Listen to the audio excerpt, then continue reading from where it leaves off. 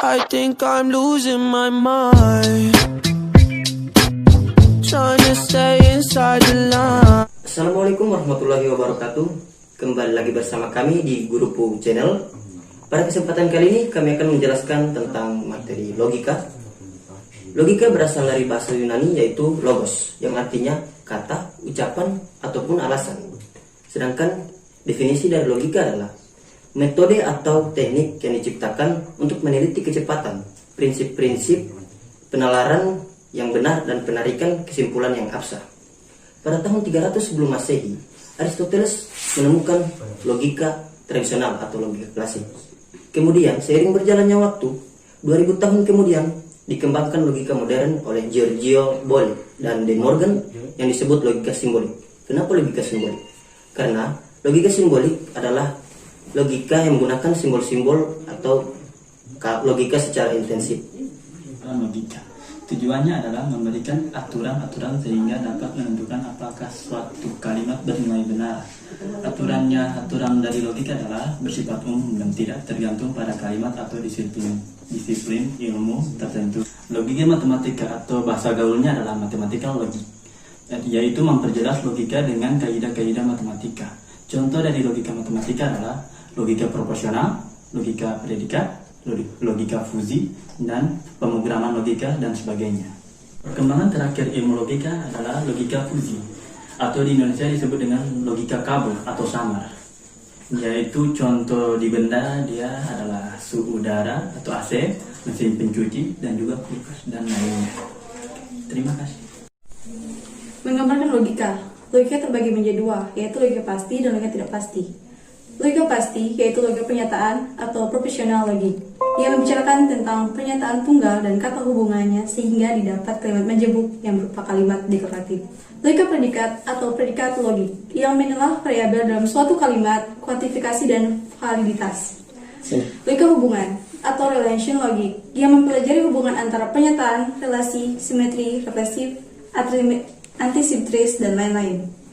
Logika himpunan, yang membicarakan tentang unsur-unsur himpunan dan hukum-hukum yang berlaku di dalamnya. Logika tidak pasti, yaitu logika samar atau kabur. Fuzzy logic. Logika samar merupakan pertengahan dari dua nilai biner, yaitu ya tidak, 01, benar salah. Logika dan komputer. Logika disebut juga the calculus of computer science, karena logika memegang peran yang sangat penting di bidang ilmu komputer.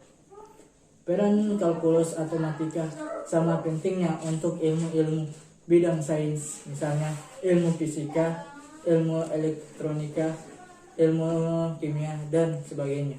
Penting dalam ilmu komputer karena semuanya berperan dalam pemrograman. Logika merupakan dasar-dasar matematis. Suatu perangkat lunak digunakan untuk memformalkan semantik bahasa, pemrograman, dan spesifikasi program, serta menguji ketepatan suatu program. Logika dalam ilmu komputer digunakan sebagai dasar dalam bahasa pemrograman, struktur data, kecerdasan buatan, teknik atau sistem basis data, teori digital, komputasi, rekayasa, perangkat lunak, sistem pakar, jaringan syarat, tiruan, dan lain-lainnya yang mempergunakan logika secara intensif. Contoh yang populer adalah sistem digital, yaitu bidang ilmu yang didasari oleh logika.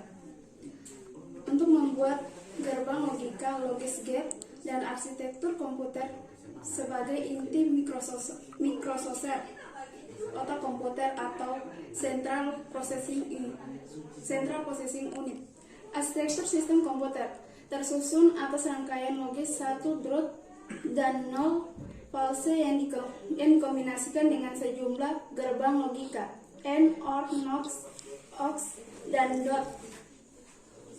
Dan program komputer berjalan dengan atas struktur penalaran yang baik dari suatu solusi terhadap suatu permasalahan dengan membuat komponen program if, the, else, for, to, do, will, can, of. Kesimpulan, jika seseorang ingin mempelajari ilmu komputer, maka ia tidak bisa terlepas dari masalah logika. Oleh karena itu, logika dan matematika dipelajari secara formal di perguruan tinggi, khususnya dalam ilmu komputer sebagai mata kuliah wajib selama 1 semester di Indonesia sendiri. Ilmu komputer lebih populer dengan nama Teknik Informatika dan Teknologi Informasi. Terima kasih. Itulah hasil presentasi dari kelompok 2. Terima kasih. Wassalamualaikum warahmatullahi wabarakatuh. Waalaikumsalam.